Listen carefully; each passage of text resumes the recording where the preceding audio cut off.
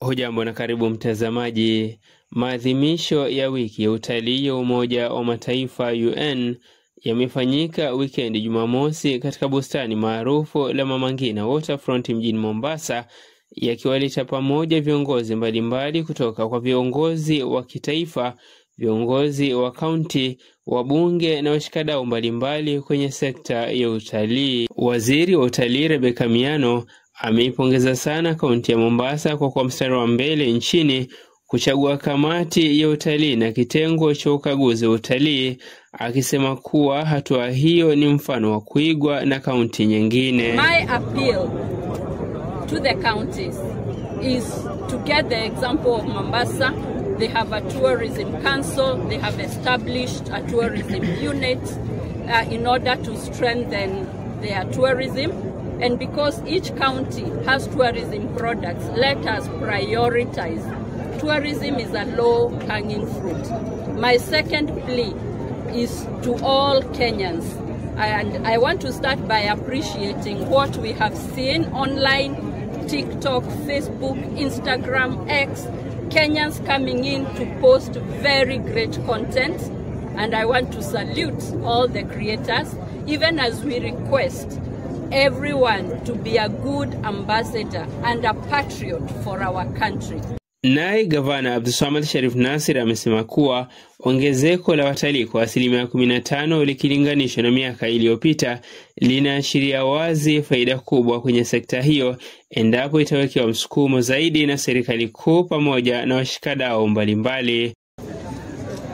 Watalii ambao kwamba walioingia katika Kenya mwaka 2023 ni watalii milioni 2.09, 2.09 million.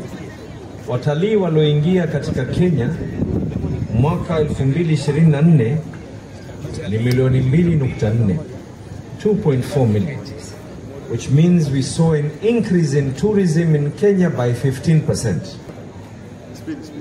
Ikifika mwaka 2028 tunafaa kuwa watalii milioni 5.5.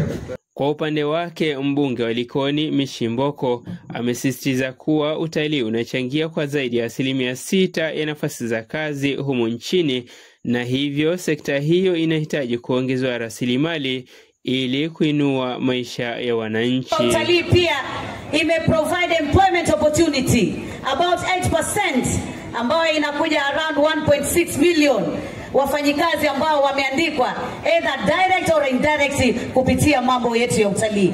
Kwa hivyo tunasema hii ni sekta muhimu sana ambayo hatuwezi kuipatia kisogo, na ndio tunasema lazima kila wakati na sisi kama wajumbe pamoja na serikali kuu tuweze kuweka fedha sawia na yale majukumu ama malengo tulionayo ya kuweza kuboresha sekta hii ya utalii.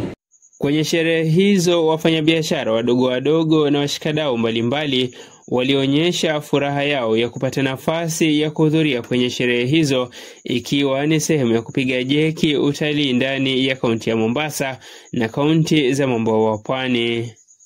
Sisi tunawakilisha Severin Sea Lodge, na hii shule ya leo kama unavyojua it's an international theme, it's a worldwide theme, and it's encouraging tourism because tourism now is a global competition.